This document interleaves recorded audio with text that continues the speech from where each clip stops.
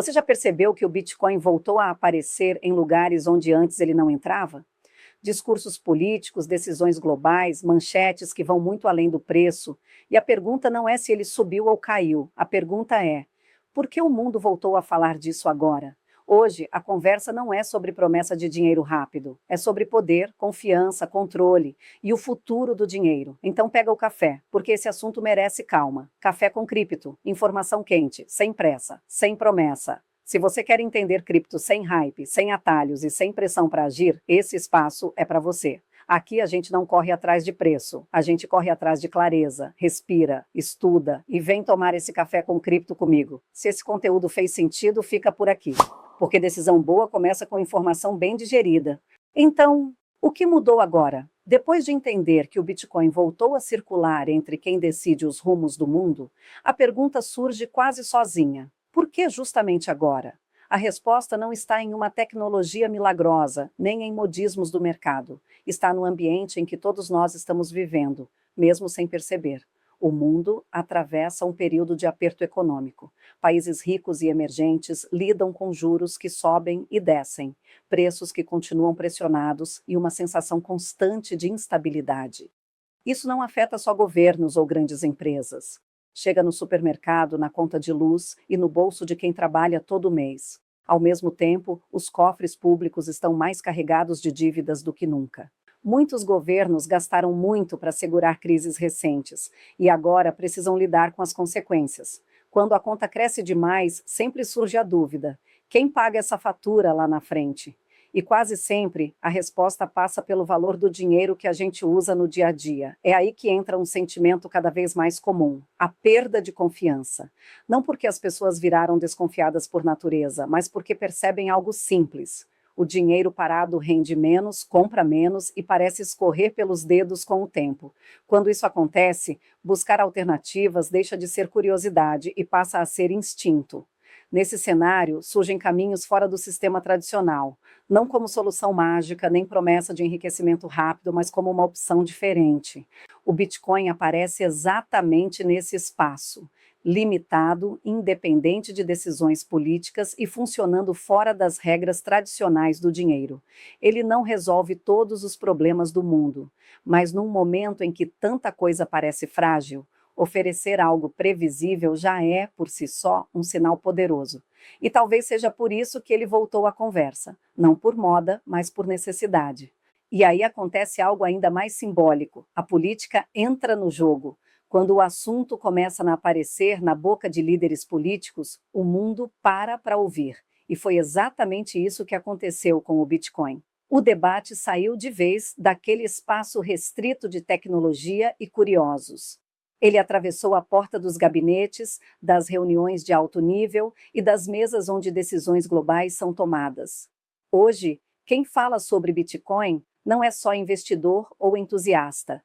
São presidentes, ministros e autoridades que influenciam economias inteiras. Isso muda tudo. Enquanto o Bitcoin era visto como uma experiência distante, dava para fingir que ele não existia. Mas quando milhões de pessoas passam a usar, quando grandes volumes de dinheiro circulam fora do sistema tradicional e quando isso começa a impactar países de verdade, ignorar deixa de ser uma opção. Cada governo reage de um jeito. Alguns tentam criar regras, outros tentam barrar. E há aqueles que começam com cautela a aceitar essa nova realidade. Mas todas essas reações têm algo em comum. Elas mostram que o Bitcoin deixou de ser um detalhe irrelevante. Ele passou a tocar em temas sensíveis. Quem controla o dinheiro, quem define as regras e como será o futuro das transações no mundo. Isso não quer dizer que todos os líderes apoiam ou entendem profundamente o que está acontecendo, mas o simples fato de reconhecerem que esse tema precisa ser discutido já marca uma virada histórica. Porque quando o poder começa a prestar atenção, é sinal de que algo grande já está em movimento. E tem um detalhe importante que muita gente ainda ignora: não é sobre preço. Pelo menos não agora. Depois que o tema entra no radar do poder, a reação mais comum é correr para o gráfico. Quanto vale hoje? Vai subir? Vai cair? Mas focar só nisso faz a gente perder o que realmente está acontecendo por trás. Antes de qualquer valorização ou queda, o que muda primeiro é a história que está sendo contada. Toda grande transformação funciona assim. Nenhuma ideia nasce valendo bilhões. Antes disso, ela precisa conquistar algo muito mais difícil: confiança. Precisa mostrar que funciona, que faz sentido e que não vai desaparecer na próxima virada de humor do mercado.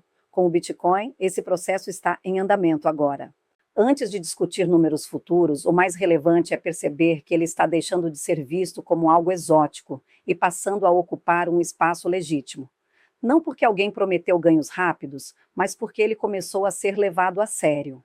Quando bancos passam a oferecer serviços ligados a cripto, quando governos discutem regras claras, quando grandes empresas integram o Bitcoin aos seus sistemas, isso não tem relação direta com preço, tem relação com credibilidade.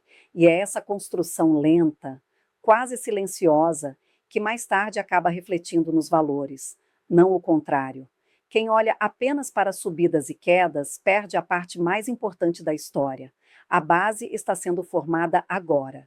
O mercado está ficando mais maduro, menos improviso, mais estrutura, menos exagero, mais responsabilidade. Isso não significa ausência de riscos, significa que o ambiente está deixando de ser terreno exclusivo de apostas para se tornar algo mais sólido.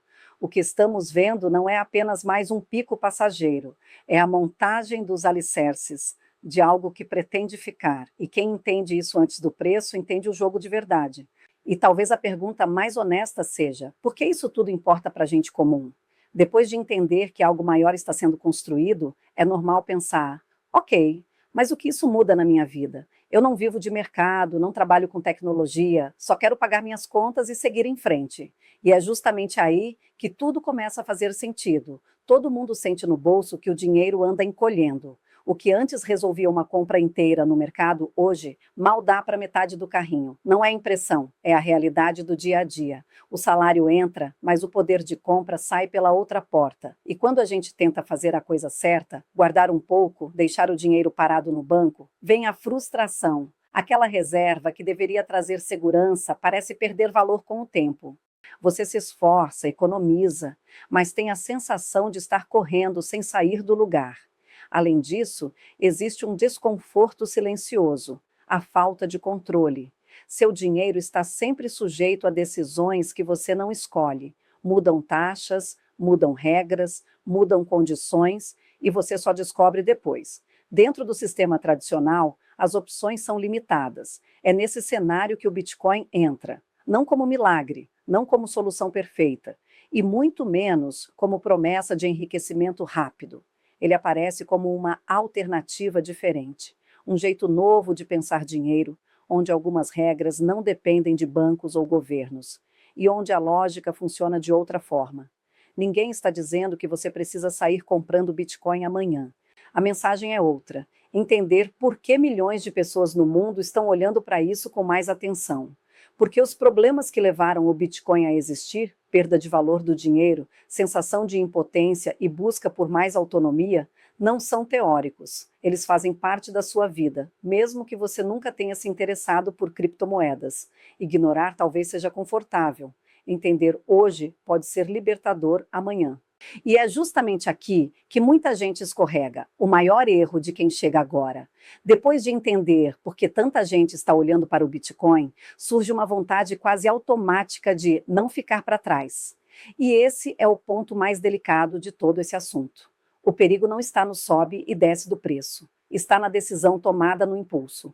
Quando o tema aparece em todo lugar, quando amigos comentam, quando as notícias falam de valorização, nasce uma ansiedade silenciosa. Será que eu estou perdendo uma grande oportunidade? Esse sentimento empurra pessoas inteligentes a fazer escolhas ruins. Entrar sem pensar, colocando dinheiro que faria falta se sumisse, costuma terminar mal. O mercado de cripto oscila muito, e quem não está preparado emocionalmente entra confiante e sai assustado. Outro erro comum é confiar em promessas bonitas. Sempre aparece alguém garantindo ganhos certos, estratégias infalíveis ou resultados rápidos. Isso não existe. Quem promete certeza em um mercado que muda o tempo todo está, no mínimo, sendo irresponsável. Também pesa o fato de pular etapas. Você não precisa virar especialista, mas precisa entender o básico. Saber o que está comprando, onde está guardando e quais são os riscos. Ignorar isso é como sair dirigindo um carro novo sem nunca ter aprendido a usar os freios. E tem ainda a confusão mais comum de todas: achar que o segredo está em acertar o momento exato. Esse momento perfeito ninguém conhece. Quem se dá melhor pensa no longo prazo, tem um plano e segue com disciplina, mesmo quando o curto prazo assusta.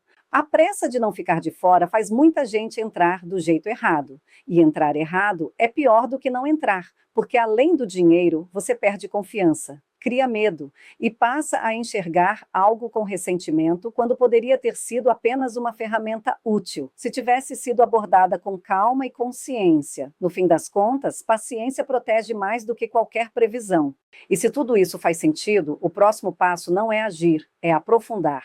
Depois de entender o cenário, os riscos e as armadilhas da pressa, fica um convite simples, mas poderoso. Vá com calma. Busque informação em mais de um lugar. Ouvir vozes diferentes ajuda a enxergar melhor. Não se apoie em uma única fonte, em um único perfil ou em uma única narrativa. Quanto mais pontos de vista, mais clareza. Faça perguntas, questione tudo, inclusive o que você acabou de ver aqui. Informação boa aguenta questionamento. Se algo não pode ser explicado de forma simples, talvez ainda não esteja claro o suficiente. E, principalmente, dê tempo a si mesmo. O mercado não vai desaparecer amanhã. As oportunidades não acabam porque você decidiu esperar. Pelo contrário, quem respeita o próprio tempo costuma errar menos. No universo cripto, uma coisa sempre se provou verdadeira: tempo e disciplina pesam mais do que tentar acertar o momento perfeito. Chegamos ao fim dessa conversa sobre por que o Bitcoin voltou ao centro das atenções globais em 2026. Mas o ponto mais importante nunca foi apenas o porquê. É o como você escolhe lidar com tudo isso. O Bitcoin voltou às manchetes. Política e economia estão cada vez mais conectadas às criptomoedas. Isso importa e pode impactar o futuro. Mas nada disso exige pressa. O mercado não premia ansiedade. Ele premia paciência, premia estudo, premia decisões conscientes. Então, antes de qualquer movimento, lembre-se, respira, estuda, decide quando fizer sentido para você. E quando quiser entender esse mundo sem promessas vazias, sem fórmulas mágicas e sem pressão, vem tomar esse café com cripto comigo. Aqui a conversa é aberta, honesta e feita para quem quer compreender, não apenas seguir. Este é um conteúdo educacional. Não é recomendação de investimento. Decisões financeiras devem sempre considerar sua realidade pessoal, sua própria pesquisa e, quando possível, a orientação de profissionais qualificados. Café passado. Informação na mesa. A decisão é sua.